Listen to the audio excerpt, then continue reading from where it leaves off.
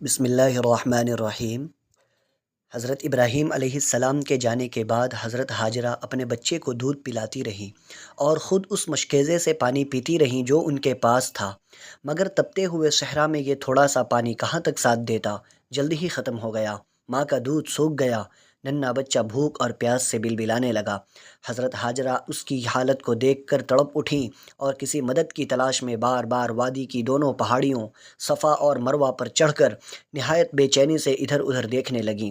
ادھر بچے کا دم لبوں پر تھا، تب اچانک ایک آواز ابھری جیسے کوئی آ رہا ہو۔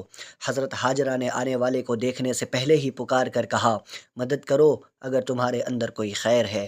اگلے ہی لمحے فرشتوں کے سردار حضرت جبرائیل علیہ السلام نمودار ہوئے۔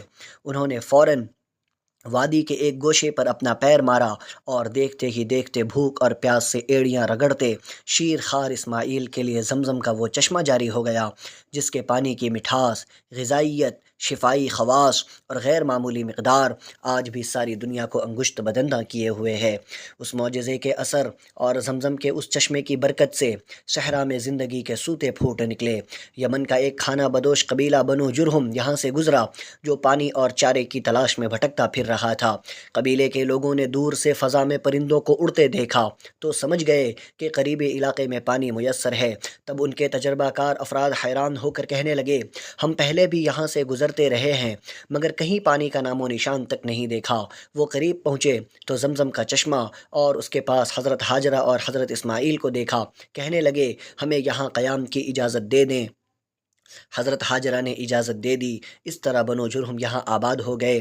ان کا نسبی تعلق بنو قحطان سے تھا جنہیں عرب عاربہ کہا جاتا ہے۔ یہ اصل اور خالص عرب تھے جن کا وطن یمن تھا۔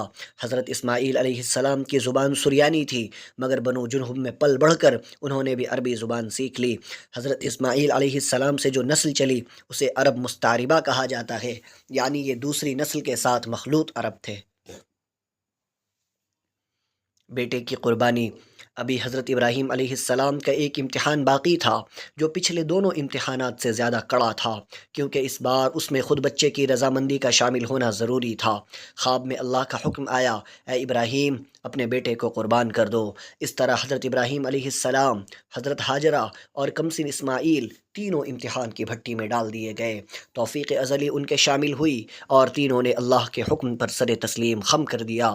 شیطان نے اس موقع پر پوری کوشش کی کہ کسی طرح کائنات کے ان پاکیزہ ترین بندوں کے عزائم میں رخنہ ڈال دے، انہیں اللہ کی محبت سے ہٹا کر دنیا کی طرف مائل کر دے، مگر ماں باپ اور بیٹا تینوں اپنی اپنی جگہ اللہ کے شیدائی تھے۔ انہوں نے شیطان کو کنکریاں مار کر بھگا دیا اور پھر آخر مینا کی وادی میں حضرت ابراہیم علیہ السلام نے حضرت اسماعیل کو قربان کرنے کے لیے ان کی گردن پر چھری چلا دی۔ تب اللہ کی طرف سے ندا آئی، ابراہیم تم سچائی کے امتحان میں کامیاب رہے۔ دیکھا تو حضرت اسماعیل علیہ السلام کی جگہ ایک دمبا ذبح ہو چکا تھا۔ وقت کی نبضیں تھم گئی تھیں۔ حضرت ابراہیم علیہ السلام کی زندگی کے 3 بڑے امتحانات پورے ہو چکے تھے۔ اب اس برگزیدہ نبی اور اس کے کنبے کو انعامات سے نوازنے کا مرحلہ آ گیا تھا۔